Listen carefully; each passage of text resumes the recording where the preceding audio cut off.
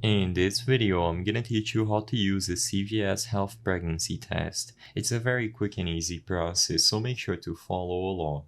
As you can see on screen, I am showing you the manual for the product. Keep in mind that there are different variations of CVS pregnancy tests, and you need to read the manual according to your own. This one, the early result pregnancy test, will have the instructions as follow.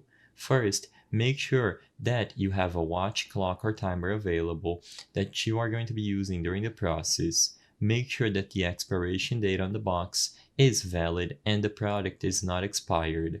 You will be able to use the early result pregnancy test as early as 4 days before you expect your period.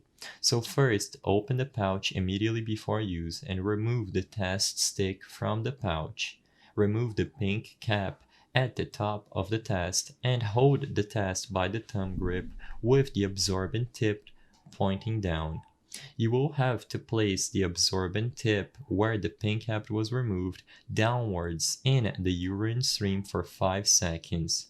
Make sure that you time this properly, only 5 seconds and not more or less, and do not point the absorbent tip upward at any time during this process.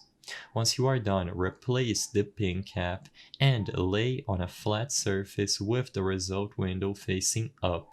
After you let the result window face up lying down, you will be able to get your result. You have information on how to read this properly at the bottom.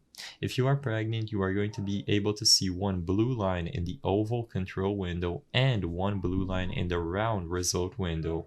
If you are not pregnant, you are going to be able to see a single blue line on the oval control window.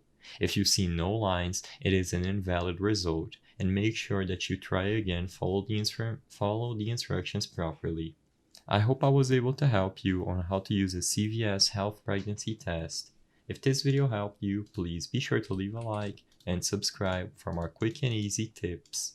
Thank you for watching.